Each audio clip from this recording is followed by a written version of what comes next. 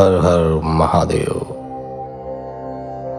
शिव पुराण श्री उमा संहिता के इस एपिसोड में आप सुनेंगे 33वें अध्याय से लेकर 44वें अध्याय तक।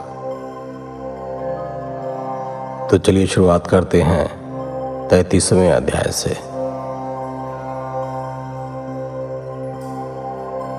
33वां अध्याय हवन सृष्टि वर्णन। सूत जी बोले, हे मुनियों, वैवस्वान मनवंतर में हवन करने वाली सृष्टि का वर्णन है। इस सृष्टि में 7 ऋषि हुए जिन्हें ब्रह्मा जी ने अपना पुत्र माना। दीति ने कश्यप ऋषि की बहुत सेवा की, जिससे प्रसन्न होकर उन्होंने दीति को वरदान मांगने के लिए कहा। वरदान में दीति ने इंद्र को मारने वाला पराक्रमी पुत्र मांगा। उनकी इच्छा कश्यप मुनि ने पूरी की। वरदान देकर वे तप करने चले गए।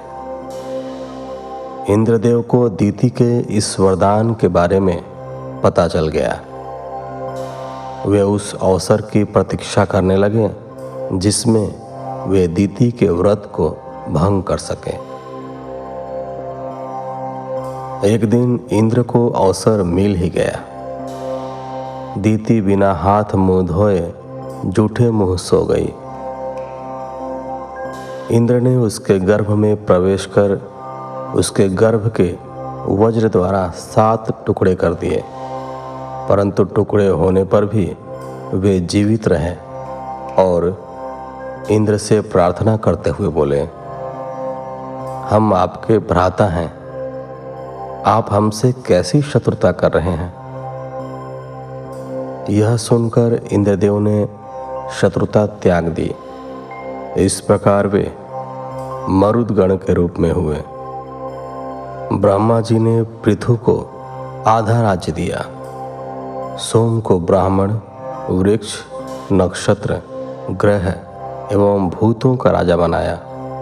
वरुण को जल, विष्णु को आदित्य, पावक वसुओं के, प्रजापतियों के इंद्र, मरुदगणों के प्रहलाद, दैत्यों के वैवस्वत, यत पितरों के राजा हुए। हिमालय पर्वतों के, समुद्र नदियों के, सिंह पशुओं के, वट वृक्ष वनस्पति व अन्य वृक्षों के राजा हुए। तब ब्रह्मा जी ने सभी राजाओं का अभिषेक किया।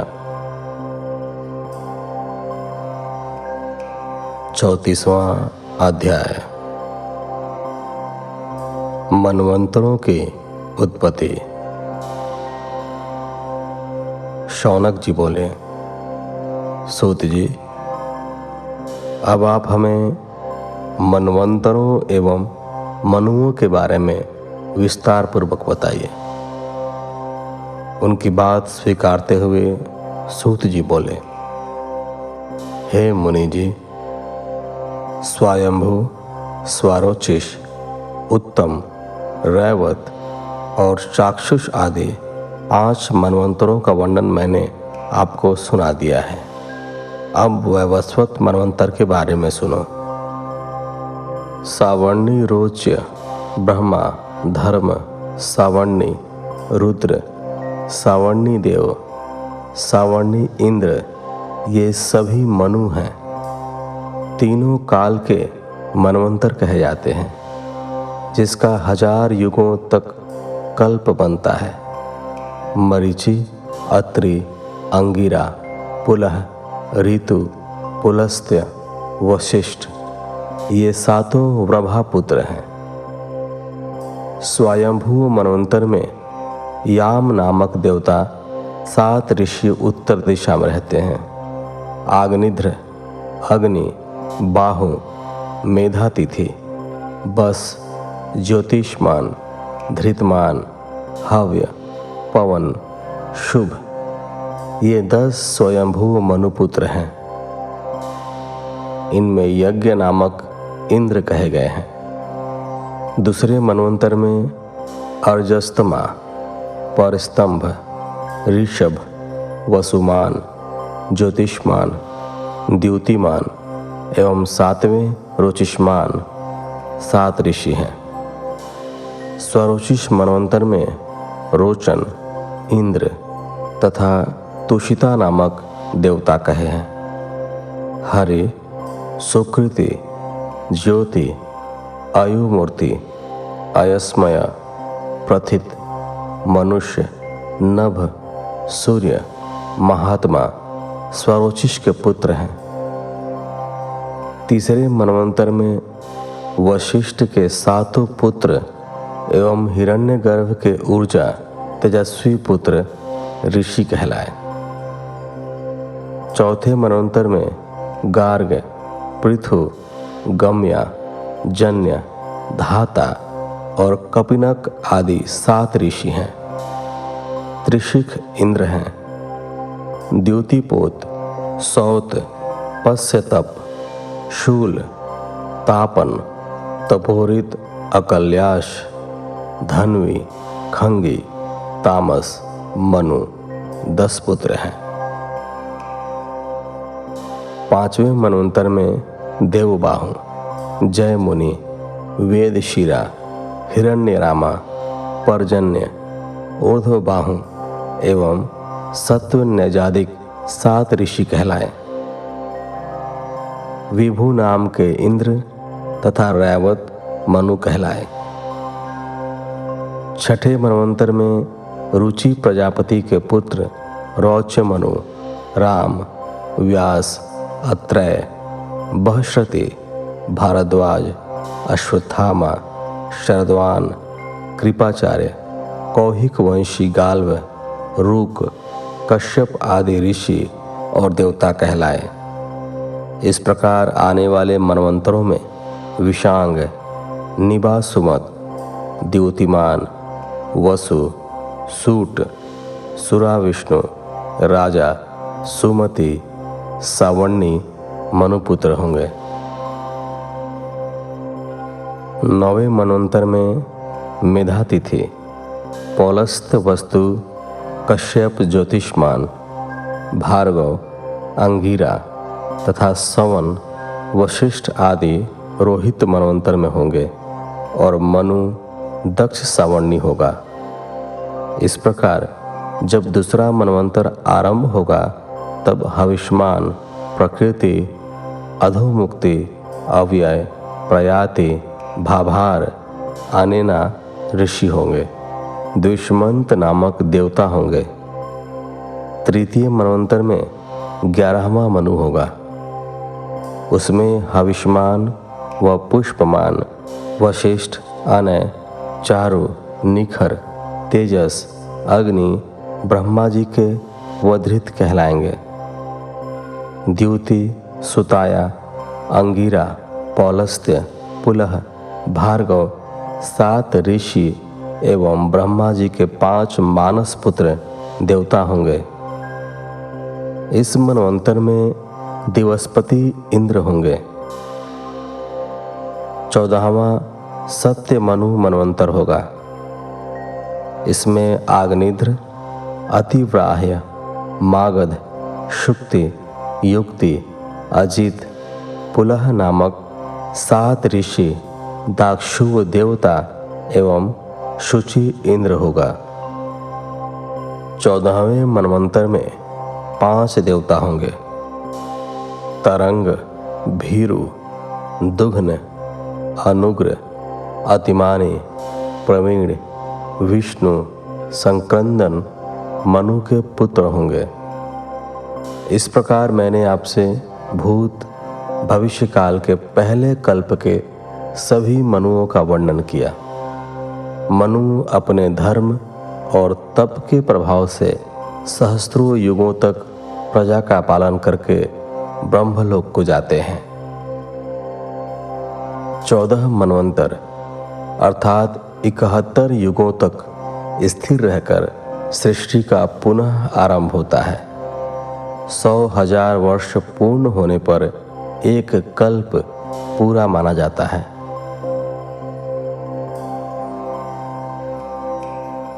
35वां अध्याय।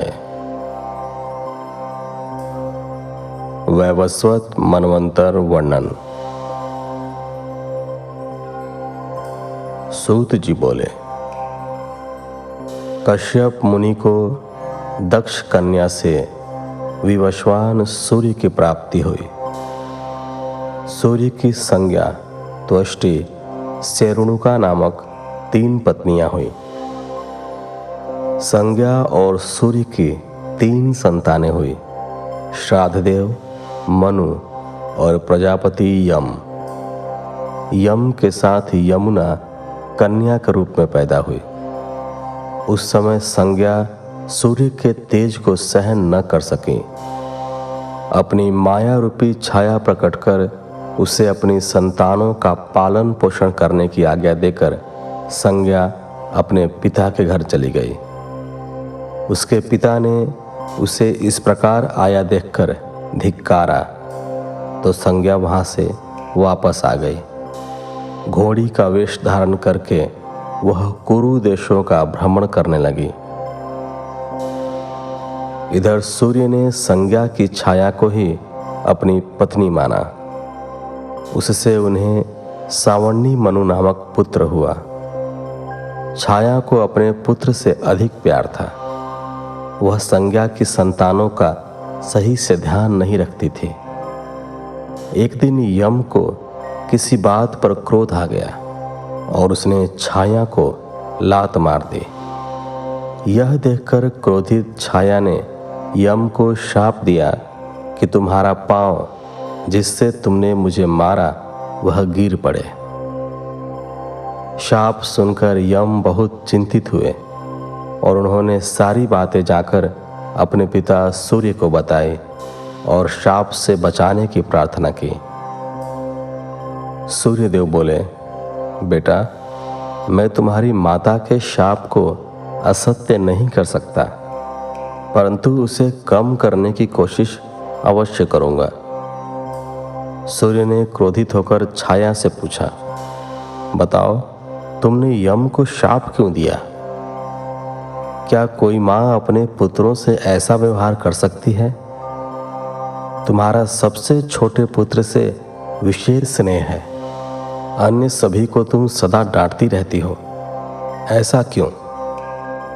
इस प्रकार क्रोधित सूर्य के वचन सुनकर घबराई हुई छाया ने सारी बातें सच सच बता दी। फिर छाया ने सूर्य को शनि चक्र पर चढ़ाकर उनका तेज कम कर दिया। अब सूर्य का रूप सुंदर और शीतल हो गया था। उन्होंने योग दृष्टि से अपनी पत्नी संज्ञा के बारे में जानना चाहा। तब उन्हें ज्ञात हुआ कि संज्ञा घोड़ी के रूप में है। तब सूर्य उसके पास पहुँचे। अपनी पत्नी को वापस पाकर वे बहुत प्रसन्न हुए। संज्ञा भी उन्हें पाकर बहुत खुश हुई। उनके मिलन से वैद्य अश्वनी कुमार की उत्पत्ति हुई। तत्पश्चात खुशी खुशी संज्ञा और सूर्य अपने घर लौट आए। यमराज धर्म पूर्वक प्रजा का पालन करने लगे और धर्मराज कहलाए। सावर्णी मनु तपस्वी होने के कारण प्रजापति कहलाए और सावर्णी मनवंतर में मनु हुए। यमुना सूर्य की सबसे छोटी कन्या यमलोक को पवित्र करके बहती हुई नदी हुई।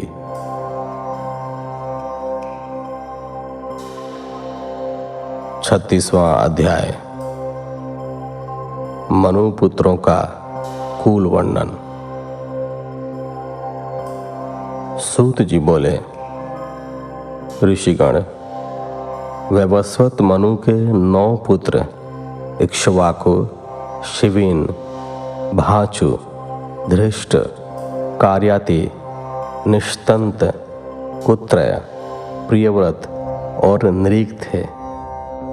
ये सभी महापराक्रमी, वीर और क्षत्रिय धर्म का पालन करने वाले थे।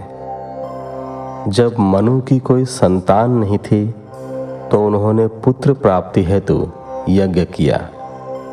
तब वरुण के अंश से ईड़ा की उत्पत्ति हुई। वह वरुण के पास गई और उन्हें बताया कि मैं मनु के यज्ञ में आपके अंश से ही पैदा हुई हूँ। बताइए मेरे लिए क्या आज्ञा है। तब वरुण देव ने उसे मनु वंश को बढ़ाने की आज्ञा प्रदान की। जब ईड़ा मनु के घर की ओर जा रही थी तो रास्ते में बुद्धि से उसका मिलन हुआ और उनसे उसे पुरुरवा नामक पुत्र की प्राप्ति हुई, जिस पर उर्वशी नामक अप्सरा मोहित हो गई थी। तत्पश्चात भगवान शिव की कृपा से पुरुषत्व प्राप्त कर सुद्युम्न ने परम धर्मात्मा उत्कल, गय एवं विनताश्व नामक पुत्रों को पैदा किया। उत्कल ब्राह्मण होकर वल्कल देश में निवास करने लगे। विनताश्व पश्चिम देश में ब्राह्मण हुआ। आनति पुत्र रैन्य रैभय नाम से जग प्रसिद्ध हुआ। उसका निवास कुश स्थली में हुआ था। उनके 100 पुत्र एवं कुकुदमी सबसे श्रेष्ठ कन्या हुई। इसकी कन्या के रूप में सुंदरी रेवती पैदा हुई। रेवती के बड़े होने पर कुकुदमी को उसके विवाह की चिंता हुई। उन्होंने ब्रह्मा जी से रेवती के वर के बारे में जानना चाहा। तब ब्रह्मा जी बोले, हे कुकुदमी, 28वें द्वापर में भगवान श्री कृष्ण अपने कुटुंबियों सहित द्वारिकापुरी में निवास करेंगे। वहाँ उनके भाई और वासुदेव जी के पुत्र बलदेव से तुम रेवती का विवाह करना। वही रेवती के लिए सर्वथा योग्य वर है। ब्रह्मा जी के कथनानुसार कुकुदमी ने रेवती का विवाह बलदेव जी से किया। स्वयं वे सुमेरु पर्वत पर जाकर तपस्या करने लगे। बलदेव के 100 पुत्र हुए। श्री कृष्ण जी को भी अनेकों पुत्रों की प्राप्ति हुई। वे सभी सारी दिशाओं में जाकर अनेक स्थानों पर बस गए। सूत जी बोले, मनु के पुत्र वृषहन वशिष्ठ जी के आश्रम में रहने लगे। उन्होंने उन्हें गौ रक्षा के काम में लगा दिया। एक रात बाघ ने गौशाला पर आक्रमण कर दिया। गायों की रक्षा के लिए वृषहन तलवार लेकर गौशाला में चले गए और अंधेरे के कारण उनके वार से गाय कट गई और बाघ भाग खड़ा हुआ। सुबह जब उसने गाय को मरा देखा तो सारी बातें गुरु जी को बताई। यह सब जानकर वशिष्ठ जी ने उसे शूद्र होने का शाप दे दिया। तब दुख और शोक में डूबे वृषहन ने अपने शरीर को जला दिया।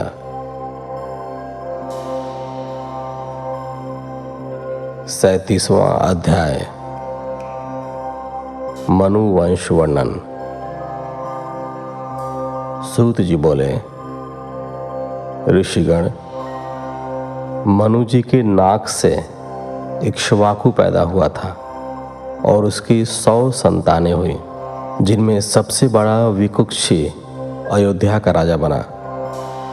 उसने एक दिन वन में शश को खा लिया था। उसी दिन से यह शशाद नाम से प्रसिद्ध हुआ। अयोध्या के पुत्र का नाम ककुत्सथा था। अरिनाम उसका पुत्र हुआ।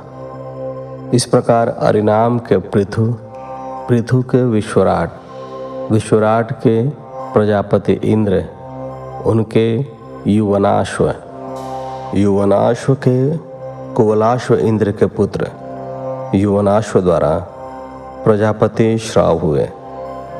इन्होंने श्रावस्ती पुरी बसाई। कुवलाश्व के 100 पुत्र हुए थे। उन्होंने अपना राज्य पुत्रों को सौंप दिया और स्वयं वन को चले गए। मार्ग में उन्हें उतंक मुनि मिले। मुनि बोले, राजन, मेरे आश्रम के पास ही धुंध नामक दानव रहता है। वह महावीर और पराक्रमी है। उसने उग्र तपस्या आरंभ कर दी है, जिसके बल पर वह तीनों लोकों का विनाश करना चाहता है। आप उसका वध करके इस जगत का कल्याण करें।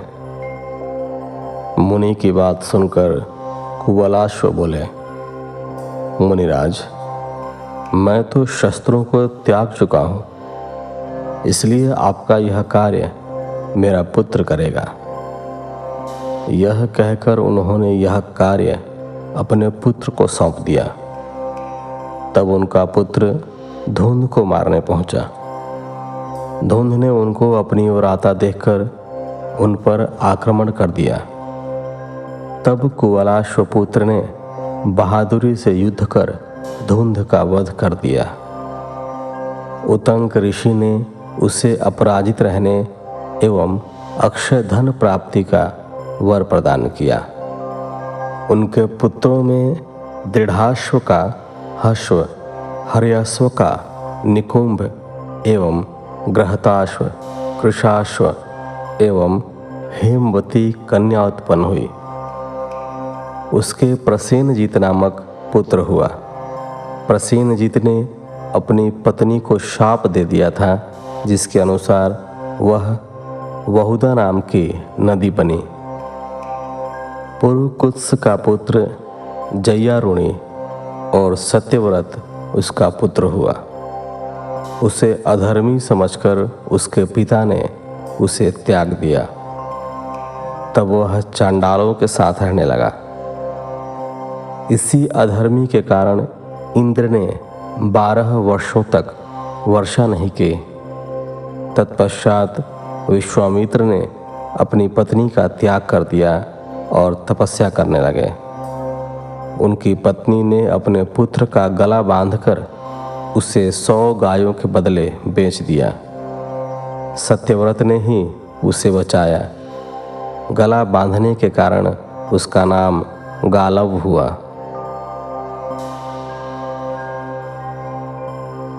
38वां अध्याय।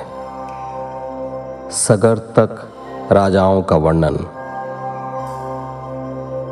सूत जी बोले, ऋषिगण, सत्यव्रत ने विश्वामित्र की पत्नी और पुत्र का पालन पोषण किया। एक दिन की बात है, राजकुमार ने मांस खाने की जिद की। तब सत्यव्रत ने महर्षि वशिष्ठ की एक गाय को मारा और तीनों ने उसे खा लिया। जब महर्षि वशिष्ठ को पता चला तो वे बहुत क्रोधित हुए। उन्होंने सत्यव्रत को त्रिशंकु होने का शाप दे दिया। इधर जब विश्वामित्र लौटे तो उन्हें पता चला कि उनकी अनुपस्थिति में सत्यव्रत ने ही उनके पुत्र और पत्नी का ध्यान रखा, तो वे बहुत प्रसन्न हुए।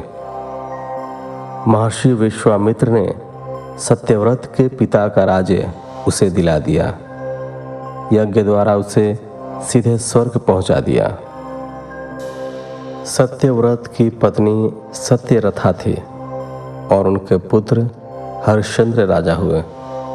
उनके पुत्र रोहित, रोहित के पुत्र वृक और वृक के पुत्र बाहु हुए। राजा बाहु ने ऋषि औरव के आश्रम में ताल जंघाओं से रक्षा पाई थी। इसी जगह जहर सहित पुत्र पैदा हुआ। उसका नाम सगर था। सगर ने भार्गव ऋषि से आग्नेय नामक अस्त्र की शिक्षा ग्रहण की थी। उसने है हया ताल जंघाओं को मारकर पूरी पृथ्वी पर विजय प्राप्त की। तत्पश्चात शकवल्टुक, पारद, तगड़, खश नामों आदि देशों में धर्म स्थापन किया। उन्होंने अश्वमेध यज्ञ किया और संस्कार द्वारा घोड़े को पवित्र कर छोड़ दिया। तब देवराज इंद्र ने घोड़े को पाताल में छिपा दिया। सगर पुत्रों ने घोड़े की तलाश में उस स्थान की खुदाई की। खुदाई करते करते वे कपिल जी के आश्रम में पहुंच गए। उनके शोर से कपिल मुनि ने आंखें खोली। उनकी आंखों के तेज की अग्नि से 60,000 सगर पुत्र भस्म हो गए। इनमें हर्ष, केतु, सुकेतु, धर्मरथ और शूरवीर पंचजन ही उस क्रोधाग्नि से बच पाए। इन्हीं के द्वारा सगर वंश आगे बढ़ा। 39वां अध्याय। वैवस्वत वंशीय राजाओं का वर्णन। शौनक जी पूछने लगे, हे सूत जी, आपने राजा सगर के 60,000 पुत्रों के बारे में बताया। अब कृपा करके यह बताइए कि उनके 60,000 पुत्र किस प्रकार हुए। शौनक जी के प्रश्न का उत्तर देते हुए सूत जी बोले, हे मुनिवर, सगर की 2 पत्नियां थीं। उनकी पहली पत्नी ने ऋषि औरव से 60,000 पुत्रों का वरदान मांगा था। वरदान को सिद्ध करते हुए उनके 60,000 पुत्र हुए। रानी ने उन पुत्रों को मटके में रख दिया। कुछ समय के पश्चात वे बलवान होकर बाहर निकल आए। ये 60,000 पुत्र ही कपिल मुनि की क्रोधाग्नि से भस्म हो गए थे। दूसरी रानी ने वरदान में एक वंश वृद्धि करने वाला सुंदर पराक्रमी पुत्र ही मांगा था। इन 60,000 भस्म हुए राजपुत्रों का उद्धार करना अति आवश्यक था। इसी सगर वंश में राजा दिलीप हुए। उन्हीं के पुत्र भागीरथ ने अपने पूर्वजों का उद्धार करने के लिए श्री गंगा जी को स्वर्ग से धरती पर बुलाया था। अपने पूर्वजों का उद्धार करके श्री गंगा जी को उन्होंने अपनी पुत्री बनाया, इसलिए वे भागीरथी नाम से जग प्रसिद्ध हुई। भागीरथी का पुत्र श्रुतिसेन, उनका पुत्र नाभाग, नाभाग का अम्बरीश, उनका सिंधुद्वीप, उसका आयुताजी, आयुताजी का ऋतुपूर्ण, उसका अणपर्ण, उसका मित्रसह, उसका सर्वकर्मा, सर्वकर्मा का अनरण्य, अनरण्य का मुनिद्रुह, उसका निषद और निषद का खटवांग, खटवांग का दीर्घबाहु, दीर्घबाहु का दिलीप, दिलीप का रघु, रघु का अज, उसका दशरथ एवं दशरथ के पुत्र के रूप में मर्यादा पुरुषोत्तम श्री राम का जन्म हुआ। श्री राम के पुत्रों के रूप में लव कुश का जन्म हुआ। इसी प्रकार वैवस्वत वंश आगे बढ़ता रहा। इक्ष्वाकु, जो कि धर्मात्मा और पुण्यात्मा माने जाते थे, उनका वंश सुमित्र राजा तक चला।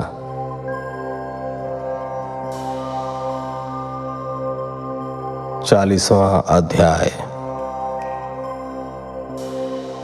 श्राद्ध कल्प व पितरों का प्रभाव। शौनक जी बोले, हे सूत जी, सूर्य देवता को श्राद्ध देवता की संज्ञा कब और क्यों दी गई? साथ ही यह बताइए कि श्राद्ध का क्या महात्म्य है एवं उसका क्या फल होता है। शौनक जी के प्रश्न का उत्तर देते हुए सूत जी बोले, हे मुनिवर, जो पुरुष पिता, पितामह और प्रपितामह का नित्य श्राद्ध करते हैं, उन्हें धर्म एवं शुभ सम्मान की प्राप्ति होती है। एक बार युधिष्ठिर ने भीष्म पितामह से पूछा, पितामह, पितरों को श्राद्ध कैसे प्राप्त होते हैं?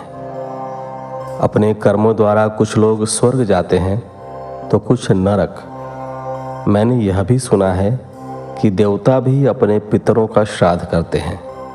क्या यह सच है? युधिष्ठिर के वचन सुनकर भीष्म पितामह बोले, पुत्र, एक दिन मैंने अपने पिताजी को पिंडदान किया तो वे सामने प्रकट हो गए और कहने लगे कि पिंड को मेरे हाथ पर रख दो, परंतु मैंने उसे कुश पर रख दिया। यह देखकर वे बोले, पुत्र, तुम बहुत धर्मज्ञ हो। तुम पर प्रसन्न होकर मैं तुम्हें इच्छा मृत्यु का वरदान देता हूँ। तुम्हें तुम्हारे इच्छा के विरुद्ध कोई मार नहीं सकता। अपने पिता से वरदान पाकर मैं प्रसन्न हुआ और मैंने उनसे एक प्रश्न किया कि मुझे पितृकल्प के विषय में बताइए। यह सुनकर वे बोले, पुत्र, यही प्रश्न मैंने भी ऋषि मार्कंडेय से पूछा था। तब उन्होंने कहा, एक दिन मैंने एक विमान में एक बालक को सोते हुए देखकर उससे पूछा कि आप कौन हैं। तब वह बालक बताने लगा कि मैं ब्रह्मा जी का पुत्र सनत कुमार हूँ। 7 ऋषि मेरे भाई हैं। तुमने मेरे दर्शनों के लिए ही तपस्या की थी, इसलिए मैं यहाँ प्रकट हुआ हूँ। कहो, क्या चाहते हो? मार्कंडेय जी बोले, स्वामी, पितरों का स्वर्ग क्या है? कृपा कर उसका वर्णन कीजिए। सनत कुमार जी बोले, मुनिवर, ब्रह्मा जी ने देवताओं की रचना करके उन्हें भजन और तपस्या करने का आदेश दिया। देवता ब्रह्मा जी को भूलकर आत्म मंथन करने लगे। इस कारण रुष्ट होकर ब्रह्मा जी ने उन्हें संज्ञाहीन और मूढ़ होने का शाप दे दिया। शाप सुनकर वे बहुत दुखी हुए और हाथ जोड़कर ब्रह्मा जी से क्षमा याचना करने लगे। ब्रह्मा जी ने उन्हें उनके बड़ों से प्रार्थना करने के लिए कहा। वे उनके पास जाकर ज्ञान के बारे में पूछने लगे।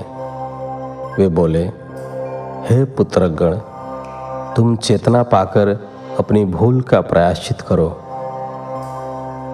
उनकी बात सुनकर देवता पुनः ब्रह्मा जी के शरण में गए और पूछने लगे कि आप हमें बताइए कि उन्होंने हमें पुत्रक क्यों कहा। तब ब्रह्मा जी बोले, हे देवताओं, तुम्हें पुत्रक कहने वाले देव तुम्हारे पितर होंगे। तभी से वे देवपुत्र पितरों के नाम से जग प्रसिद्ध हुए।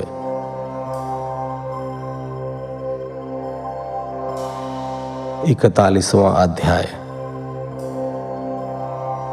7 व्याध पुत्र। सनत कुमार जी बोले, हे मार्कंडेय जी, स्वर्ग में पितरों के 7 गण हैं, जिनमें 4 मूर्त और 3 अमूर्त हैं। आद्य देवता एवं ब्राह्मण उनका भजन करते हैं। वे अपने योग से सोम को तृप्त कराते हैं। इसलिए श्राद्धों में ब्राह्मण को भोजन कराकर उन्हें दान दक्षिणा दी जाती है। श्राद्धों में अग्नि, यम व सोम का आह्वान करें। जो मनुष्य श्राद्धों में पितृ तृप्ति करते हैं, उन्हें प्रसन्न होकर पितर पुष्टि, आरोग्य एवं वृद्धि प्रदान करते हैं। एक बार की बात है, भरद्वाज ऋषि के ब्राह्मण पुत्र वागदुष्ट, क्रोधन, हिरंत्र, पिशून, काव, स्वसृष, पितृवर्ती आदि दुराचारी हो गए। उनके पिता की मृत्यु हो गई। वे विश्वामित्र के पुत्र मुनि गर्ग के शिष्य बनकर उनके आश्रम में रहने लगे। एक दिन रास्ते में उन कुबुद्धि बालकों ने गाय को मार दिया और आश्रम आकर गुरुजी से झूठ बोल दिया कि गाय को शेर उठाकर ले गया। इस कारण उन्हें गौ हत्या का पाप लगा और उनका जन्म एक लुब्धक के घर में हुआ। वे वन वन फिरते रहे। ज्ञान प्राप्त होने पर उन्होंने तपस्वियों के यहाँ भोजन करके प्राणों को त्याग दिया। तत्पश्चात उन्होंने चक्रवाक योनि में जन्म पाया। पक्षी योनि में निपदेश के राजा और रानी के सुखी जीवन को देखकर उन्होंने विचार किया कि जरूर पुण्य कर्म किए होंगे, जिसके कारण उन्हें सुख और सौभाग्य की प्राप्ति हुई। तभी वहाँ पर सुमना पक्षी आया और प्रसन्न होकर बोला, हे पक्षियों, अगली योनि में तुम काम्पिल्य नगरी के राजा बनोगे, तब तुम्हारा शाप निवृत्त हो जाएगा। तुम्हें यह सब पितरों की कृपा से प्राप्त होगा, क्योंकि तुमने गौ प्रोक्षण करके उसे पितरों को भी अर्पित किया था।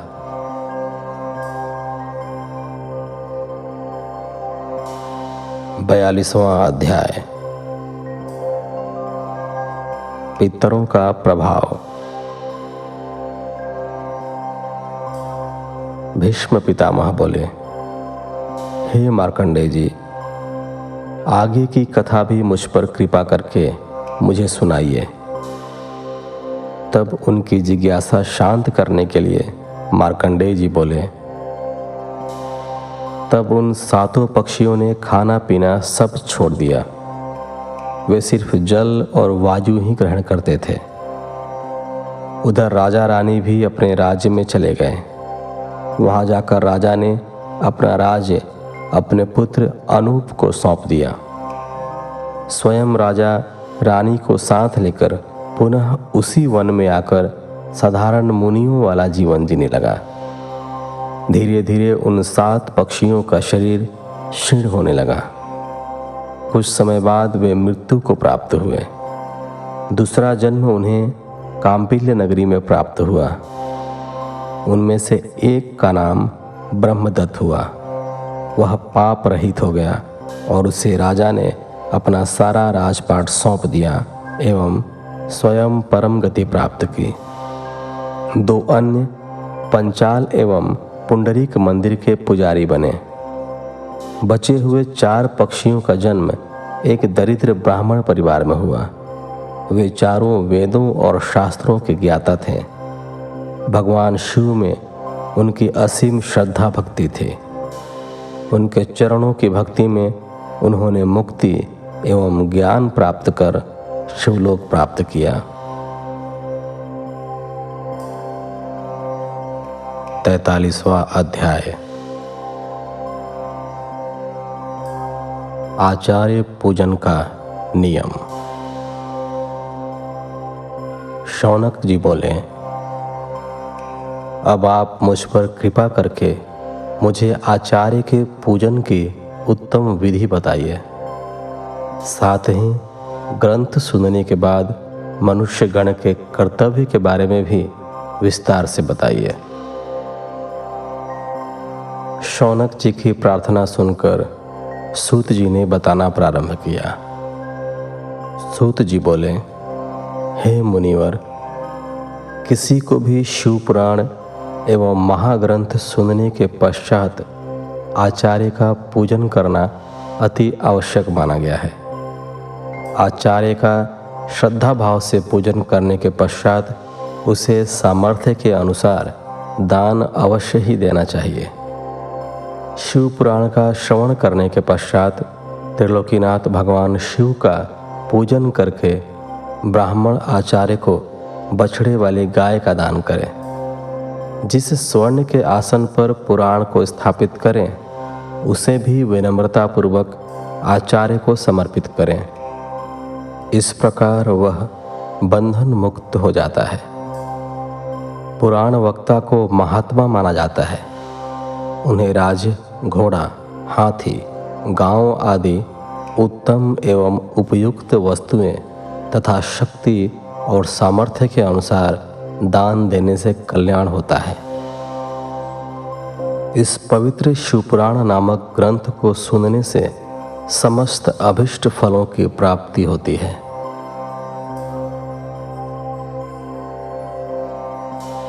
चौवालीसवां अध्याय। व्यास जी का जन्म। शौनक जी बोले, हे सूत जी, आप मुझे मुनि वेद व्यास के जन्म की कथा सुनाइए। तब शौनक जी के प्रश्न का उत्तर देते हुए सूत जी बोले, हे शौनक जी, एक दिन की बात है, पराशर जी तीर्थ यात्रा करते हुए यमुना तट पर आए। उस समय मल्लाह भोजन कर रहा था, इसलिए उसने अपनी पुत्री मत्स्यगंधा को उन्हें नावों द्वारा यमुना पार कराने का आदेश दिया। मत्स्यगंधा पराशर जी को नाव से यमुना पार ले जा रही थी। उसकी सुंदरता देखकर पराशर जी उस पर मोहित हो गए। जैसे ही उन्होंने यमुना पार की, पराशर मुनि ने उसका हाथ पकड़ लिया। तब मत्स्यगंधा ने मुनिवर से कहा कि आप रात का इंतजार करें। पराशर जी ने अपने योग से दिन को रात कर दिया। दोनों का मिलन हुआ, परंतु मत्स्यगंधा चिंतित थी। तब पराशर जी ने उससे वर मांगने को कहा।